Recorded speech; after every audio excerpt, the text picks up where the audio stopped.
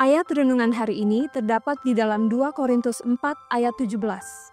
Sebab penderitaan ringan yang sekarang ini mengerjakan bagi kita kemuliaan kekal yang melebihi segala-galanya, jauh lebih besar dari penderitaan kita. Orang yang berhenti mencari hubungan dengan Tuhan ketika pencobaan dan masalah datang ke dalam hidupnya adalah orang yang mencari Tuhan untuk motif egois dari awal. Tetapi seringkali kita dituntun untuk mencari Yesus karena alasan egois. Hanya dengan melihat sekilas kasih Yesus, kita dimampukan untuk mencari Dia demi Dia dan bukan demi diri kita sendiri. Seorang Kristen yang dewasa tidak terlalu peduli apakah dia masuk surga, melainkan lebih peduli apakah orang lain masuk surga. Ingat Musa yang bersedia mengesampingkan kehidupan kekalnya sendiri untuk menjadi perantara bagi orang-orang yang tidak ragu-ragu menghancurkan kepalanya dengan batu dan meninggalkan tubuhnya di padang gurun pasir? Kita sendiri tidak dapat menghasilkan cinta yang tidak mementingkan diri sendiri semacam itu. Tetapi Tuhan bisa. Kasih melahirkan kasih.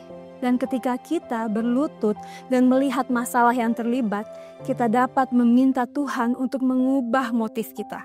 Kita dapat meminta Tuhan untuk memungkinkan kita mengikuti teladan Ayub dan mengasihi dan mempercayai Tuhan terlepas dari apa yang terjadi pada kita, bahkan dengan mengorbankan nyawa kita. Kesulitan lahiriah akan berhenti mempengaruhi konsistensi hubungan kita dengan Tuhan. Kita akan terus mencari Yesus demi Yesus karena kasih-Nya bagi kita.